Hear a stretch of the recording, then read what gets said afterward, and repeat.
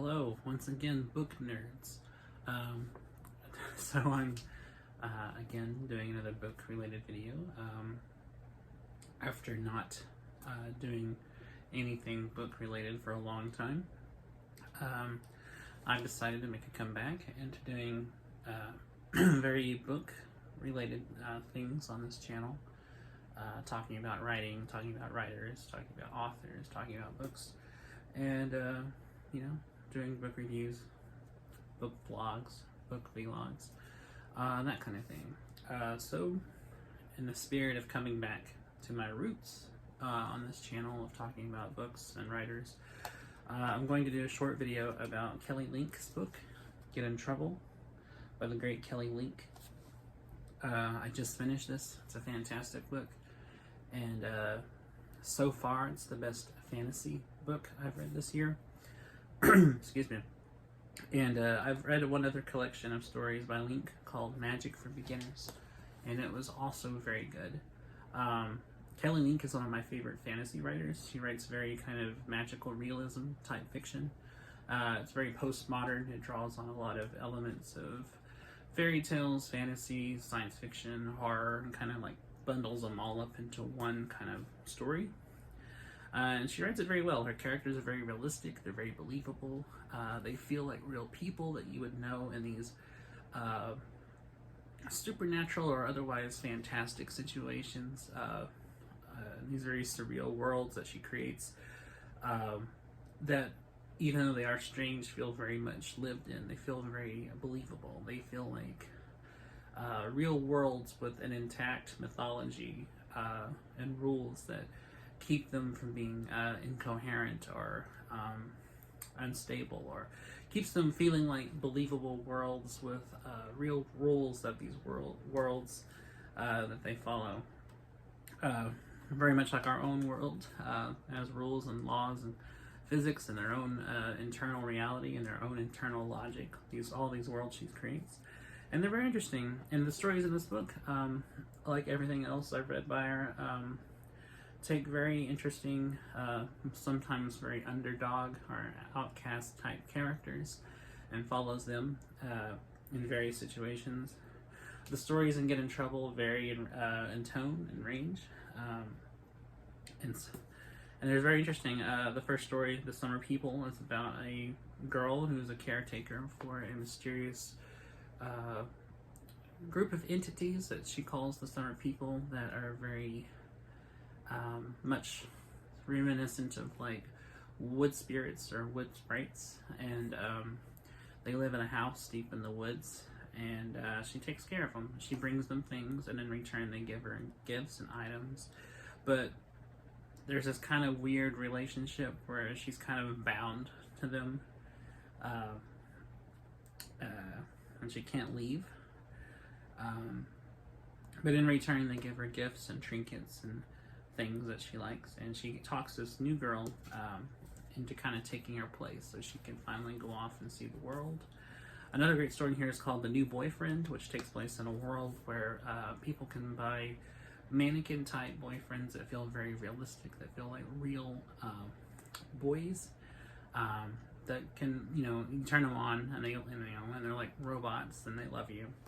And the main character of the story is a girl named Emmy, short for Imogen, who is jealous of her friend because she has everything. She always gets what she wants. She's very pampered, and she has a streak of envy for this girl. And so when she gets a new boyfriend, because she already has two, so she gets a third one, who is a ghost boyfriend, who can be either in corporal or spectral form, she not only wants the boyfriend for herself, but even goes so far as to take steps to steal the robot boyfriend and hide him, and basically she programs him into loving her instead.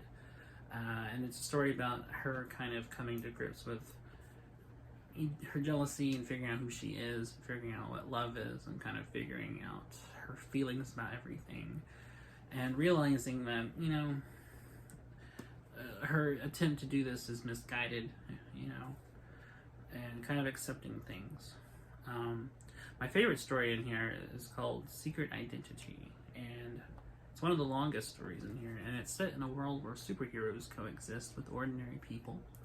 And in this particular story, a lonely 15-year-old girl befriends a man online through a open world multiplayer role-playing game, and they strike up a friendship, and she gets kind of immersed in this game, and especially in her relationship with him, and she fakes who she is. She says that she is her older sister, and describes what her older sister does as if she's the one doing it. And the man tells her that he is a businessman or a lawyer or something like that, and they strike up this kind of online long distance relationship, and eventually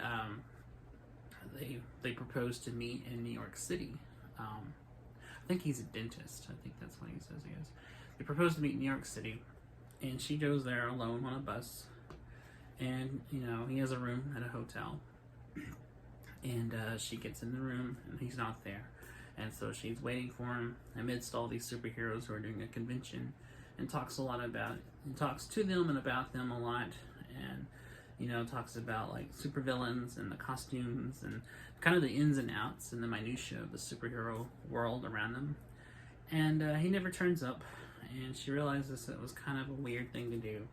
And the whole story is in the form of a letter written to him, explaining her situation, explaining why she lied, why she said she was older sister, why she came to New York, how she came to New York, how she ran his motel room, opened the mini bar, got drunk, met a bunch of people on the hotel staff, befriended them, even though they were kind of creeps, talked about superheroes, talked about her character, talked about, how she sold some of her characters to make money to take the bus out to New York, how she went back home, and just kind of all these things revealing like why she did what she did and said what she said. And it's a very interesting story, and it's my favorite story in the collection, although all the stories in here are very, very good. And it's just a very interesting book. There's another story in here set in the world of superheroes called The Origin Story, and that one kind of crosses fairy tale figures with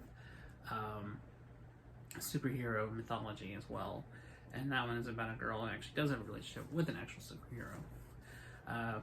It's very interesting. The stories in here are very weird, they're very interesting, they're very based in postmodernism. They take the conventions of fantasy and magical realistic fiction and turns them on their heads, makes them into very unique blends of fantasy, dark fantasy, horror, postmodern fiction, all kind of rolled into one. And everything I've read by her does these. Magic for Beginners is full of stories similar to these, in that they took surrealistic or fantastic elements and turned them on their heads, or played with the tropes of the story, and combined genres. Sometimes they're a little bit of fantasy, a little bit of science fiction, a little bit of horror, and they're all kind of into one kind of story. And she's very good at that. She's definitely a standout writer in the weird fiction writing, weird genre fiction. She's one of my favorite writers of the weird, and I recommend her. So if you like fantasy, you like horror, you like fairy tale based fantasy, you like postmodern fiction, if you like weird fiction, as the genre of weird fiction, then she's definitely worth checking out. She's very great, and I'm looking forward to reading her other books. I know she's published a couple of other collections. She was a co-founder of a small press. She's very active in the indie author scene, which I try to be as well. And I definitely recommend her. So if you're a fan of that kind of stuff, if you're a fan of writers of surrealistic fantasy, weird fiction, she's definitely a go-to. Because even though her stories are based in unreality, the strength of them comes from the realness of the characters and how they feel like real people. And based on your ability to identify with and empathize with the characters in these situations that they find themselves in. But yeah, she's great. Rightfully lauded as a writer, gets a lot of praise, a lot of attention, which I think she definitely deserves. Neil Gaiman called her a national treasure, which I completely agree with. And she's great. So if you're a fan of fiction by people like Gemma Files or Alice Hoffman, she's definitely a good writer to go with if you're unfamiliar with her. So anyways, that's kind of my brief little rundown of Get in Trouble by Kelly Link. Definitely check it out and follow her. She's on Twitter. Her handle is Has Zombies in It, and instead of her name Kelly Link, she's using the name Shirley Jackson, and it's Surely, Shirley Jackson, which is great. I love the wordplay. But yeah, follow her on Twitter. Her handle is Has Zombies in It, @Has Zombies in It, and she's great. She's wonderful. So follow and read Kelly Link.